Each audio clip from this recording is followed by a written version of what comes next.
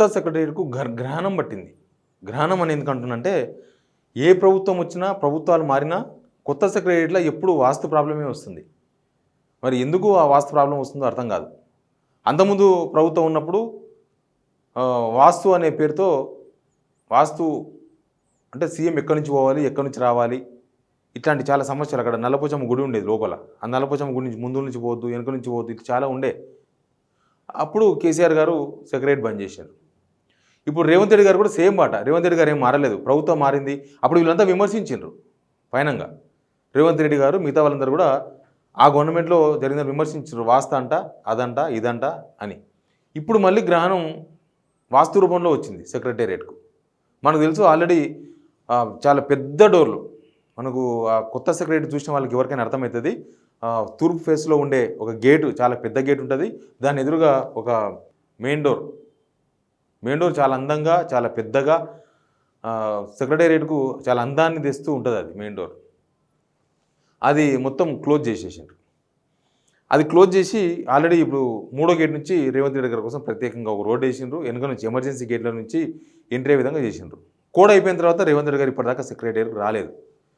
ఇప్పుడు ఏమవుతుందంటే అక్కడ వాస్తు పేరుతో ఆల్రెడీ సెక్రటేరియట్ మెయిన్ గేట్కు మొత్తం బైండింగ్ వైర్స్ వేసి మొత్తం మూసేసిండ్రు. అది ఎప్పుడు తెరుస్తారో, అసలు ఆ గేటు ఉంచుతారా, అక్కడి నుంచి తీసి ఇంకో దగ్గర పెడతారా, ఇంకా పర్మనెంట్గా ఆ గేటు మూత పడుతుంది అనేది తెలియదు. ప్లస్ ఇప్పుడు 6th ఫ్లోర్ 9th ఫ్లోర్ పెద్ద హాట్ టాపిక్. 6th ఫ్లోర్లో సీఎం ఉన్నారు. అప్పుడు అంతకుముందు ముఖ్యమంత్రిగా ఉన్న కేసీఆర్ గారు అక్కడే ఉన్నారు, రేవంత్ రెడ్డి గారు కూడా అక్కడే ఉన్నారు 6th ఫ్లోర్. ఇప్పుడు ఏమైందంటే అక్కడ 6th కాదు, లక్కీ నెంబర్ 9 కాబట్టి 9th ఫ్లోర్కి వెళ్ళబోతున్నారు రేవంత్ రెడ్డి గారు అని ఒక చర్చ తెర మీదకి వచ్చింది. అంటే వాళ్ళు గవర్నమెంట్ ఇచ్చిన లీక్ ఇది. కానీ 9th ఫ్లోర్లో ఆల్రెడీ కొన్ని రిపేర్స్ కూడా చేసిరట. కొన్ని రిపేర్స్ చేసినారు. ఆల్రెడీ కొత్త సెక్రటేరియట్, ఈ సెక్రటేరియట్ కట్టడమే దాదాపు 2,000 కోట్ల రూపాయలు ఖర్చు అన్నట్టుగా మనకు పబ్లిక్ డొమైన్లో అక్కడిక్కడ చూస్తే మనకు అర్థమవుతుంది. ఇప్పుడు 9th ఫ్లోర్లో రిపేర్లు చేపట్టినారు. 9th ఫ్లోర్లో ముఖ్యమంత్రిగా ప్రమాణ స్వీకారం చేసిన 4 రోజులకే వాళ్ళ తమ్ముడు తిరుపతి రెడ్డి గారు సెక్రటరీలోకి వచ్చి ఆ 9th ఫ్లోర్లో పోయి చూసి అక్కడ ఉన్న సిచ్యువేషన్ చూసి ఎవరినో ఒక బిల్డర్ని పట్టుకొచ్చి చూపించి అక్కడ ఏదో మార్పులు చేపట్టినారు. అది పని నడిచింది కొన్ని రోజులు. ఇప్పుడు ఏమైందంటే 9th ఫ్లోర్లో సెట్ అయితే లేదు. 9th ఫ్లోర్లో చాలా ఇరికిరిగ్గా ఉంటుంది. పైకి పోయే వరకు నేరో అయిపోతుంది కదా. ఆ పైన టూమ్స్ అవన్నీ ఉన్నాయి మనకు. కాబట్టి పైన నేరో అయిపోయింది. ఇక్కడ రివ్యూ చేసుకుంటామంటే కుదరదు, ఓ మీటింగ్ పెట్టుకుందామంటే కుదరదు. కాబట్టి 6th ఫ్లోర్ రిపేర్ చేయాలని చెప్పి మళ్ళీ 6th ఫ్లోర్ రిపేర్ పెట్టుకున్నారు. ఇప్పుడు కొత్తగా already 6th floor bullet proof, 9th floor కూడా బుల్లెట్ ప్రూఫ్ కోసం అయితే ప్లాన్ చేసిండ్రు. ఇక అది బుల్లెట్ ప్రూఫ్ అయ్యిందేమో తెలియదు. అంతా రాజకోట రహస్యమే. అప్పుడు ఇప్పుడు ఎప్పుడు ఈ ప్రభుత్వాలు చేసే ప్రతి కార్యక్రమం రాజకోట రహస్యాలే. అవేవి బయటికి పొక్కనియ్యరు. కనీసం మీడియాను అక్కడ ఎంట్రీ కానియ్యరు. ఎవరిని లోపలికి ఎంట్రీ లేదు. ఎవరికి ఆడ ఏం జరుగుతుందో వర్క్ తెలియదు. ఆడ లోపల ఉన్న ఎంప్లాయీస్ కిందికి మీద తిరుగుతున్నప్పుడు చూడాల్సిందే. డిప్యూటీ సీఎం గారు ఉన్న బట్టి విక్రమార్క గారు ఉన్న 2nd ఫ్లోర్కు నో ఎంట్రీ.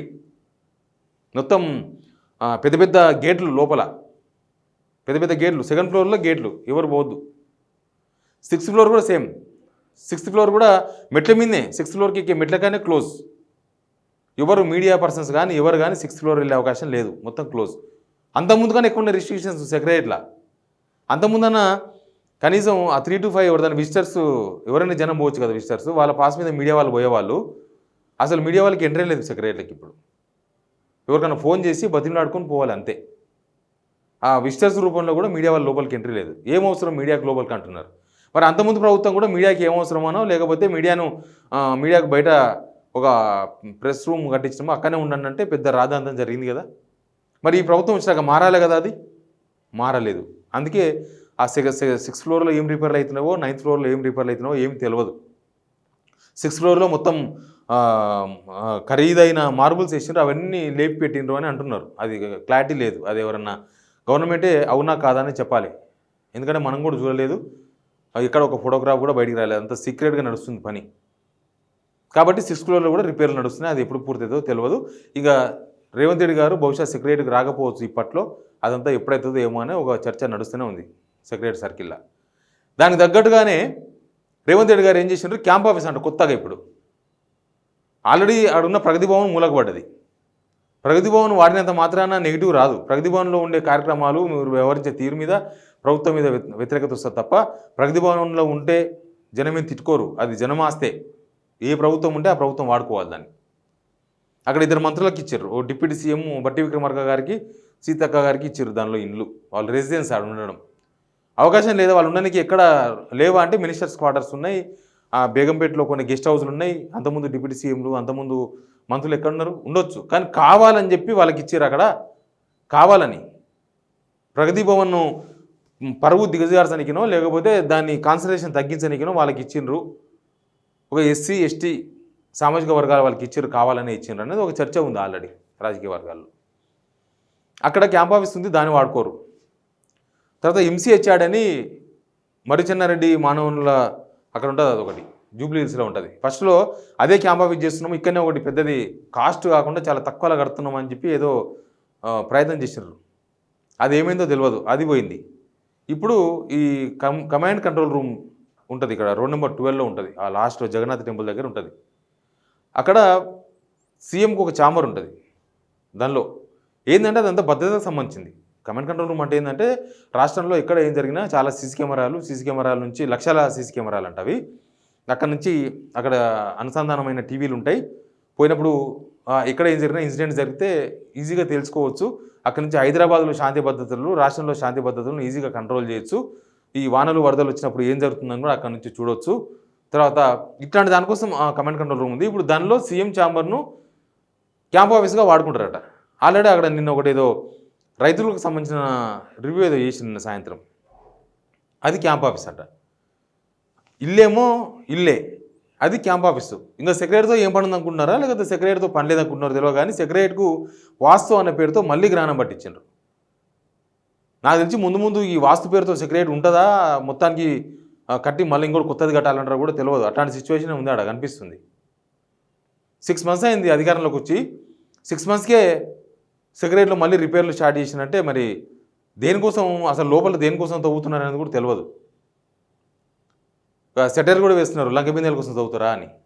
లంకబిందెలు నేను అప్పట్లో ఆరోపణ చేసినారు రేవంత్ రెడ్డి గారు. కాబట్టి పరిపాలన మీద కాన్సన్ట్రేషన్ చేయకుండా, కొత్త సెక్రటరీ నుంచి పరిపాలన చేసుకోకుండా ఏం లాభం? ఈ వాస్తు పేరుతో మళ్ళీ డబ్బులు వృధా చేయడమే కదా. ఆ రిపేర్లు, ఆ బుల్లెట్ ప్రూఫ్లు, మళ్ళీ గేట్లు, ఇక్కడ తీసి అక్కడ, అక్కడ తీసి ఇక్కడ. నిజానికి రేవంత్ రెడ్డి గారు